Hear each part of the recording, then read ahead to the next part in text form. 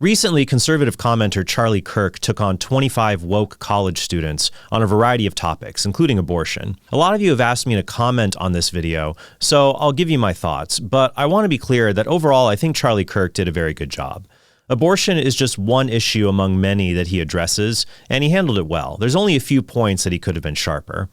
I'm often hesitant to do video reviews like this because it's easy for people to say, oh, you should have said this, or you should have said that. Indeed, it's easy to say that when you've never been in the hot seat. I have been in the hot seat in dialogues and debates, and I'll tell you, there's always cases where later you think to yourself, I wish I had said X instead of Y. So let's show people grace when we give this kind of commentary. And with that being said, I'm not going to cover everything that was said in the discussion, but I want to check out a few highlights from it. So without further ado, let's look at Charlie Kirk in the hot seat on the issue of abortion. Okay, what's your name? Naima. Nice to meet you. Okay, can I just ask, at how many weeks do you think that a fetus is viable? Well, viability and moral worth are two different things. No, but I'm asking you, at how many weeks do you think a fetus is viable? Well, at about 20 weeks, a baby can survive outside of utero. So it's actually 24 to 26 weeks? Well, it's 20. The youngest ever in a NICU unit actually happened in San Diego, not far from here, and survived at 20 weeks. This shows why the viability standard cannot be used to determine moral worth, because viability doesn't reflect moral worth. It reflects technology. In poor parts of the world today, 26-week-old unborn children are not viable because there aren't machines and hospitals there to keep those children alive. I would say, similar to what Kirk said, is that a child is viable the moment he is conceived, because he is a human being living in his natural environment, like you or me. And later, that child can survive outside of his natural environment with assistance as early as 20 weeks of age. So under Roe v. Wade, 93% of abortions happened in the first 13 weeks of pregnancy. That's 93% of the abortions happened well before a fetus is technically viable as a form of life. So let's go into viability. So what is it about, let's say, a 6-week baby that has a heartbeat, its own DNA, fingerprint, brain waves, that is less moral worth than an 88-year-old right now with dementia in a home down the street? That person requires assistance, requires help. Why is it that the 6-week baby is of less moral worth? Well, first of all, it's not a baby, it's a fetus. Well, what does fetus mean? A fetus is in utero. What does fetus mean in Latin? What the f***? I'm sorry, is this language class? It means little human being. Ooh, his smile is very creepy. Okay. Smiling is creepy? No, your smile specifically. Got it. But let's go back. This is typical bluster. When you can't prove the other person is wrong, just attack them directly. If Kirk had said a person making a good point against him was creepy, he would have been torn apart by that crowd. But yes, this is a good point. Stay on what are the unborn. If you say it's a fetus, ask, well, what is a fetus? Can you define that term? Fetus is just a stage of development in the life of a human being. So you don't even have to get into the etymology of the word or the word's meaning. Stay focused on the question. If the unborn are human beings, then why don't we treat them humanely? What species is the fetus? The fetus is not a species yet. It's technically classified as a parasite until it is viable. So, now, I want to talk to you about something very quickly. I can't let you get past that. Are you saying a baby is a disease or a tumor? A parasite is not a disease and a tumor. Those are not the same thing. A parasite is defined as something that cannot survive outside of its host. A baby, before it is viable, cannot survive outside of a woman's womb. Got it. So let's extrapolate that. It is not a living organism. Are old people with Alzheimer's and dementia that are being assisted every day, are they parasites? No, they're not parasites. They're human beings who are on the brink of death. Got it. So they're not going to be able to survive. My 4-month-old that requires mom's breast milk and requires daily changes and feedings cannot survive without its own. Is my 4-month-old a parasite? Your baby can breathe on its own. Your baby can drink water from its mouth to its stomach. But it cannot. Your baby can eat it hunt? food. Can it gather? Can it reason? But that's not what qualifies something as being a living organism. Being a living organism simply means, can you survive outside of a womb, outside of your host? Got it. So I just want to make sure I'm clear. Charlie Kirk is on to good points about how being dependent does not change your value, but it'd also be very easy to tear up the bad science in the argument he's facing. This woman said a fetus is not a living organism because it is a parasite, and so it doesn't belong to a species. This displays spectacular levels of ignorance. A parasite is, by definition, an organism of one species that lives inside or attached to an organism of another species and causes it harm. A parasite, by definition, is a kind of organism, and so it belongs to a species. If we establish that, then we can point out that she is engaged in bigotry. We could ask her, have people ever said born human beings are parasites and use that as a justification to harm them? And the answer is yes. For example, in Nazi Germany, Jews were called world parasites, and this dehumanization helped contribute to the state being able to systematically murder them. So while it's a fair point to bring up other dependent-born humans we don't call parasites, we need to make sure that someone who denies unborn children are biological human organisms is held to account for their ignorance. So I just want to make sure I'm clear. Why does that then equate to moral viability? It equates to scientific viability. Why? Under what standard? Because it is not alive, and you are advocating for the rights of something that is not technically a life. Got it. So what is something while that has sacrificing the needs of the human woman who is alive. Got it. So, but a mom can survive Yes. without the baby in her, right? Yes. The baby cannot survive without the mom. Yes. But a mom cannot survive without her lungs. So it's not her body, it's in her body. It's not her DNA, so it's not her choice. So it's It actually is directly her DNA. It is 100%. It's 50% of her DNA. half her DNA. Wait a minute. There's a big difference between 100% DNA, which would be a clone, and 50%.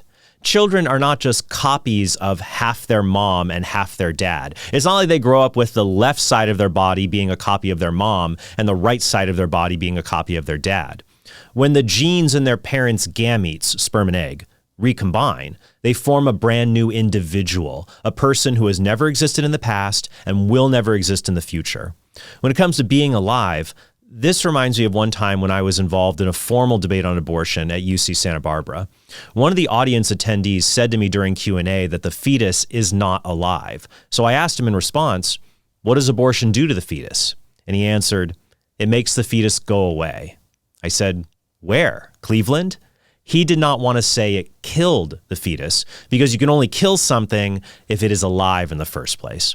I bring that up because this is a quick way to shut down the claim that the unborn are not alive. If they weren't alive, then you don't need abortion. So you define murder as like intentionally like killing a human being. I think that's a very poor way to define murder, because if someone were to like break into my home and point a gun at the heads of me and everybody I love, and I intentionally kill them to prevent them from killing my family, I don't think I murdered them, right? So I would define murder as the unjustified termination of a human life. You're making a good point. Let me further clarify that. So self-defense is very warranted. Exactly, right? But I can see where you're going to go with how that has to go with abortion, but we can go down that journey in a second. Yeah, so I mean, like, I kind of do want to give you my argument insofar as why I'm pro-choice, why I think it's justified. But first, I think that, your position is quite absurd, right? There are people who try to argue that abortion is killing in self-defense, which is absurd. Here's an analogy. If I own a boat at a dock and a man climbs into my boat, I remove him because he is trespassing. But imagine I hang up a sign that says, free boat rides, and a group of children get into my boat. I then pull out into the lake and dump them overboard, which kills them. And I say I have the right to do that because they have no right to be in my boat without my permission. That's murder. I invited them into the boat, and now I can't just dump them. Now, some people might say having sex isn't an invitation to children being in the womb. A person could want to have sex without wanting to have children. Yeah, and I can want to eat chocolate cake every night and not gain weight, but it's still going to happen. It's a natural consequence of my actions. The point is that sex is naturally ordered towards creating helpless human beings. And so this means those human beings have a corresponding natural right to assistance from the man and woman who engaged in the act that brought them into existence. Though I do agree with him that you need to be very clear on your definition of murder. The common law definition of murder is killing another human being with malice aforethought. This means you kill someone because you wanted to kill him. In self-defense, the reason you kill the person is because you don't want him to kill you. If he survived your attack made in self-defense, you should be happy because ideally, you didn't want to kill him, you just wanted to stop him. In order for an act to be murder, there must be premeditated malice.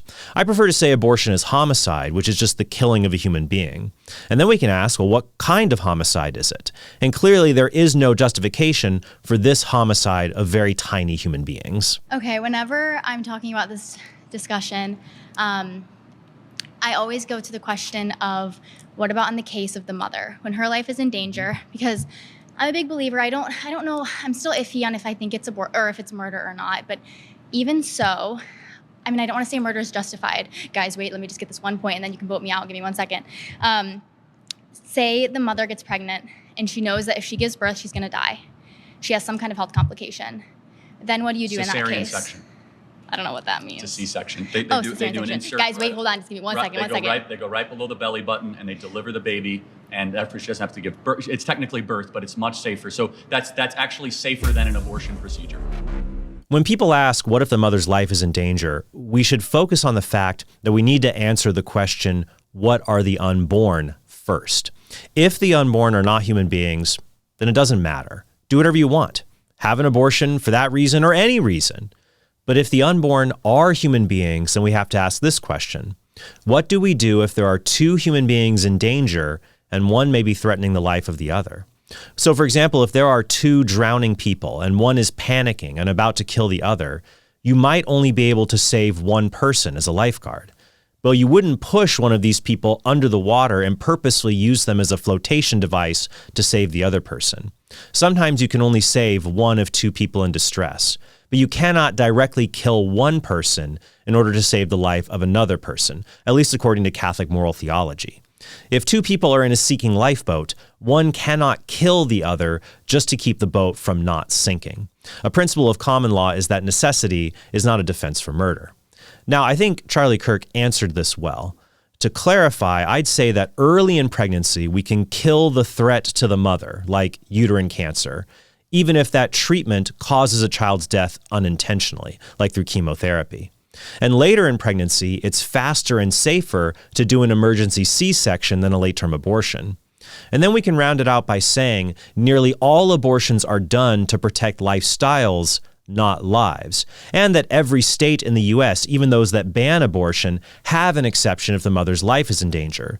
So for the person who believes in abortion for that case, would they be willing to grant that abortion should be illegal in all other cases? So if you had a daughter and she was 10 and she got raped and she was going to give birth and she would, and she was going to give birth and she was going to live, would you want her to go through that and carry her baby? That's awfully graphic. But it's a real life scenario that happens to many people. The answer is yes, the baby would be delivered. Oh, okay, great. So that's insane. But let me tell you why. No, hold on. Let me ask you a question. There's two ultrasounds I have. One is a baby conceived in rape. One is a baby conceived by a loving couple. Which one is which? Your daughter was probably hopefully conceived by a somewhat loving couple. Conceived by rape? Tell me which one was conceived by rape. You don't know. Exactly, because it's all human rights and it's all human beings. But that doesn't matter. It's about your daughter who has to give birth to it and is going to be tortured by that for the rest of her life. That's going to take away every freedom she's ever going to have. That's going to ruin her life. She's going to grow up and she's going to be attached to another thing. The point is how you were conceived is irrelevant. What human rights you get. Abortions done for the cases of rape and incest are already very difficult to talk about. And the environment that Charlie Kirk is in doesn't make it easier. One approach is to expose the objection as a smokescreen. You could say, if I agree to allow abortions in cases of rape or if the life of the mother is in danger, will you agree to outlaw all the other abortions that are done just because the child is unwanted? The answer is almost always going to be no. You could say, well, why did you bring up the issue of rape in the first place then? That's not your main issue. I do think pointing out that there could be people in that room conceived in rape was very powerful, which shows you are human no matter how you were conceived. I think even in that fast-paced environment, you could still say something like, rape is wrong because it's an act of evil, and many women are victimized by society through victim blaming afterwards. In some societies where so-called honor killing is practiced, you can be executed if you're the victim of rape. But if it's evil to execute a victim of rape, and in this country we don't even execute rapists, how is it fair that we execute the unborn child created in this act? To which this woman said, it's not a child. And that gets us back to the main question. What are the unborn? Finally, you could ask something like, is there any way to make someone unraped? The answer is no.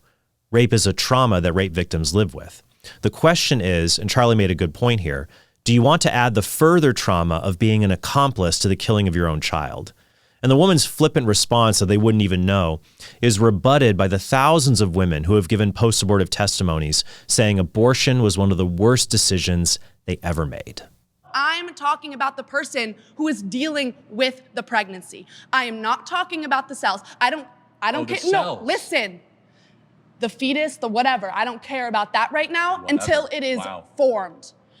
If there is a 5-year-old child who is pregnant and the baby is 2 weeks in utero, can't get pregnant. Actually they have, and they have given birth. 5-year-olds have given pregnant. There is one recorded case of a 5-year-old girl who gave birth. Is that common? Yes, it's common. 5-year-olds get sometimes, and if they get pregnant, I think they should be able to have medical access to something that could save not only just their life, but like their livelihood. How many, I'm curious. I hope your daughter lives a very happy life and gets away from you. I really don't like setups like this because lies are easy to spout and truths, they take time to explain. That's just how it works. So when a rhetorical grenade gets thrown out there, like what about a 5-year-old pregnant victim of rape, which is extremely, extremely rare, only less than a handful of cases in the world, but it has happened, it becomes a tough situation to diffuse. The best you can do at that point is just pull the emergency stop and say, look, that's absolutely terrible. That's a monstrous thing. And it sounds like you want to do whatever you can to help this girl. But would you agree we don't do anything to help victims of rape? For example, many victims of rape would feel better if their rapists were executed.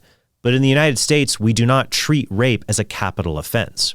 Once again, if we don't execute rapists, why would we think it's okay to execute the children created through rape? But as I said, in environments like this one, it's tough to have this conversation. So it's best to lead with empathy and circle back to bedrock moral principles, and then show that the other side is the one that leads to extreme views, like abortion for any reason at any stage of pregnancy, or even after birth, because there is no ontological difference between a late 3rd trimester fetus and a prematurely born infant. In many cases, they're the same being. But if you want to learn more about how to talk about this subject, definitely check out the 2nd edition of my book, Persuasive Pro-Life, listed in the description below. Thank you all so much, and I hope you have a very blessed day.